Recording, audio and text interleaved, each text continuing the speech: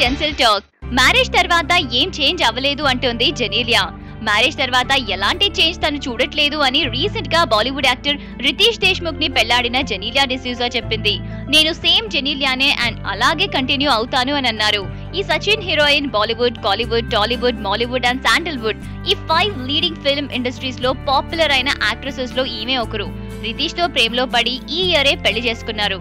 Work and home కి నేను 100% ఇస్తాను. ఈ మోడర్న్ ఎరాకి సంబంధించిన అమ్మాయిల్లాగే నేను కూడా మల్టీ టాస్క్ చేస్తాను అండ్ చేస్తున్నాను కూడా. రితీష్ తో హ్యాపీ మ్యారీడ్ లైఫ్ ని లీడ్ చేస్తున్నాను అని జెనీలియా అన్నారు. కాలీవుడ్ లో సంతోష్ శివన్స్ మూవీ ఉర్మిలో చూసిన జెనీలియాని ఇప్పుడు త్వరలో Hindi film title rock the షాదీలో చూడబోతున్నాం. అండ్ దీంట్లో అభయ్ డియోల్ తో స్క్రీన్ స్పేస్ షేర్ చేసుకోబోతోంది ఈ హీరోయిన్. సో ఇలాంటి అప్డేట్స్ కోసం y'all just stay tuned to indiaclits.com.